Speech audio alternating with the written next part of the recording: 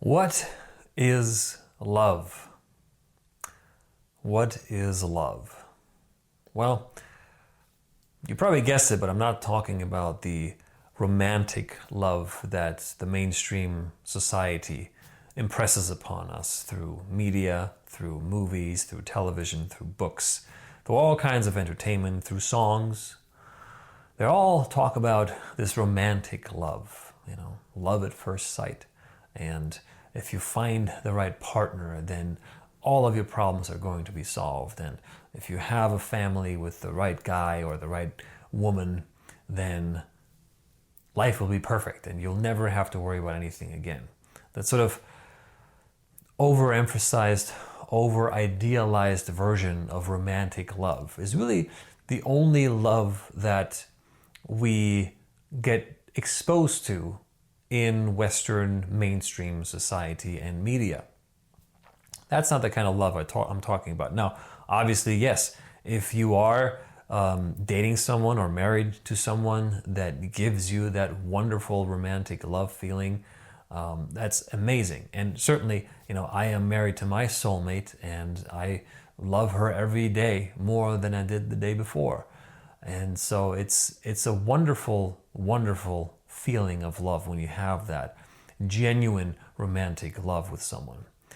But I'm talking about a different kind of love. In fact, the Greeks have 12, I believe it's 12 different words for love. And each love describes something very different.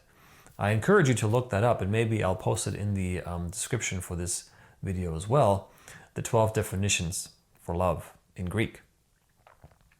Well, the kind of love that I'd like to talk about today is unconditional love. And, I've heard that term basically since the beginning of my spiritual journey. And unconditional love, the love without condition, and you love everyone and you love everything. Well, that's all wonderful, but I always had a hard time understanding and certainly feeling that particular type of love. It was the kind of love that Jesus, or as I like to call him by his real name, Yeshua or Yaheshua, I call him brother Yeshua, and all kinds of other avatars from the Hindu system and other systems have come through, and they have emanated and radiated this kind of unconditional love that people just wanted to be around, and that seemed to inspire almost instantaneous healing. And unconditional love really, in my now understanding, doesn't really make it justice, because this is the kind of love that's really at the source of creation. This is the kind of love that permeates the entire universe, the entire existence of all of creation. Without this love, there would be no creation. Some people call it God's love. Some people call it, the omnipotent force of love, universal love, the universal mind, the universal heart. It's that force of creation that creates through love.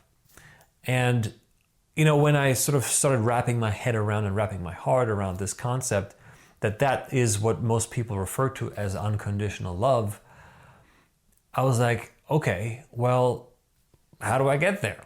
How do I feel this amazing love that supposedly humans have access to? And it took me a long time without getting into too much detail, but if you've been following my videos, you probably know what's coming. As I started to heal myself, and as I started to release my fears, my fears, my pains, my anxieties, my self-doubt, all those limiting belief systems I've had, once I started releasing that, more and more, I regained access to the purity of my heart. And not just the physical heart, but the energetic heart, the heart chakra, if you will. But that non-physical aspect of the heart. And so the more work I did in that realm, and I'm certainly not done, there's lots more to do, But I realized that, oh, wait a second. Okay, so the more pain and fear I release, the more access I'm going to get to my pure heart. Because remember, when we come in as babies, we are in that specific, all-loving, pure, divine love kind of heart space. You know, we're curious. We want to explore this creation. We're fascinated by everything. We want to touch everything. We want to put stuff into our mouth. And that is the kind of love that we can get access to once again. But we have to undo the armor that we have placed around our heart because of all the pains and traumas that we've been through, you know, mostly through childhood. So as I continued doing this work, the heart opened up more and more and more. And, you know, one of my teachers, he said, well, he actually promised us, if you see this work through to the end, he calls it the hero's journey.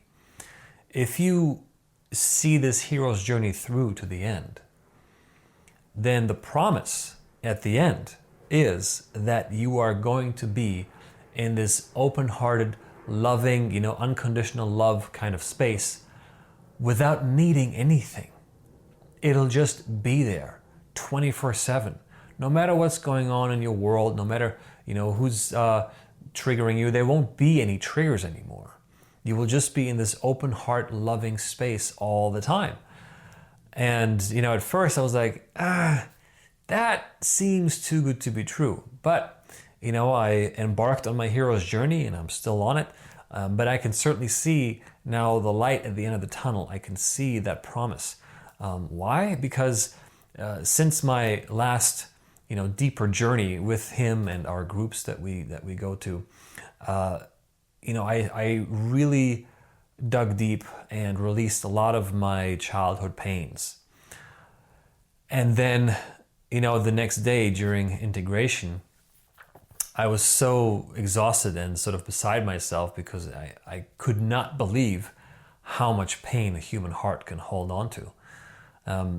But evidently, you know, we are stronger than we think we are.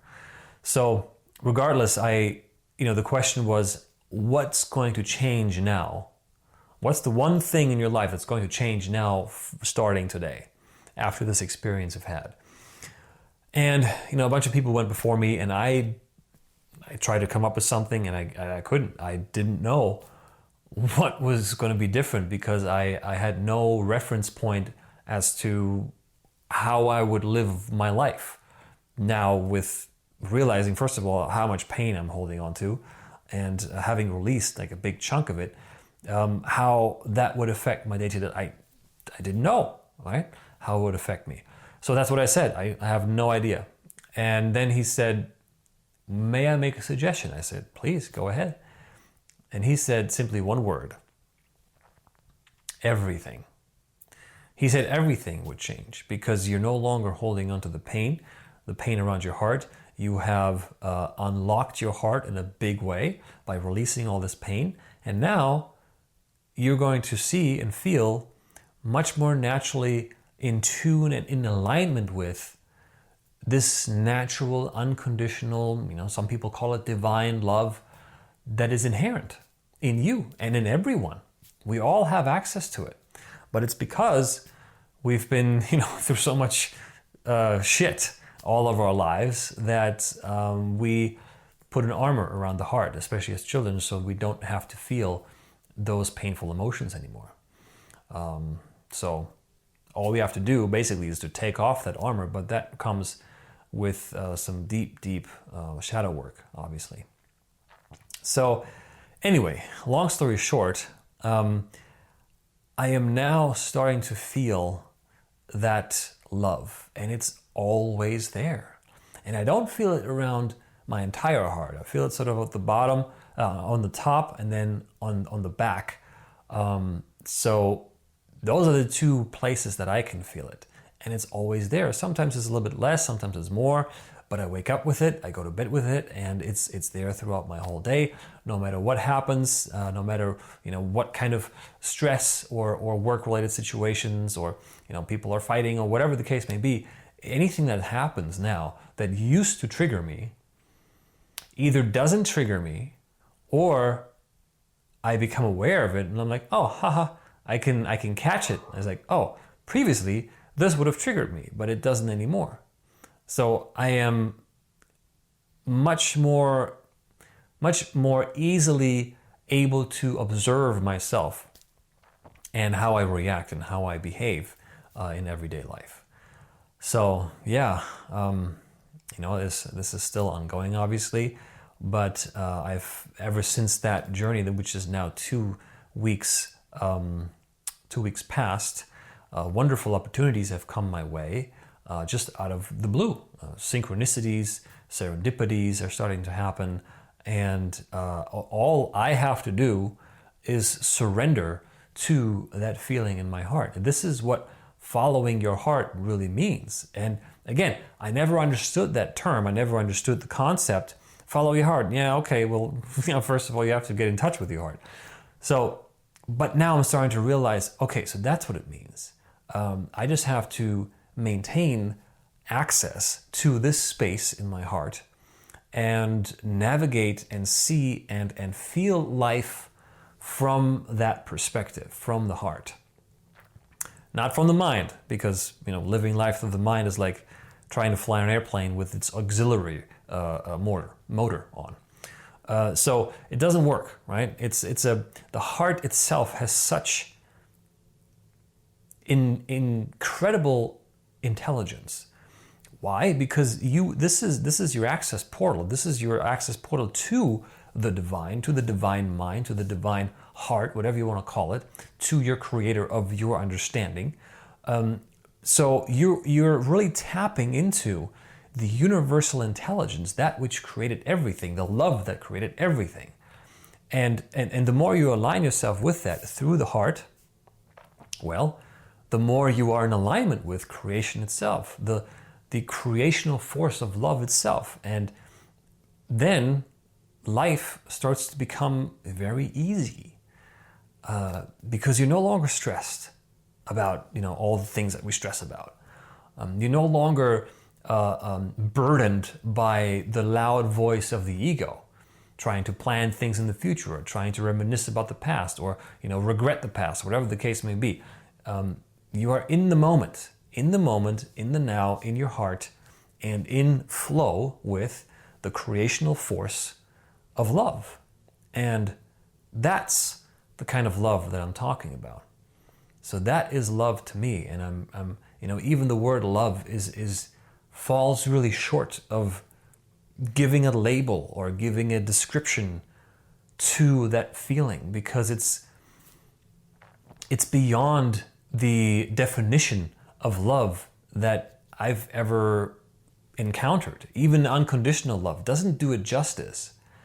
It's really hard to put into words, certainly English words. Maybe the Greeks have better definitions for that kind of love.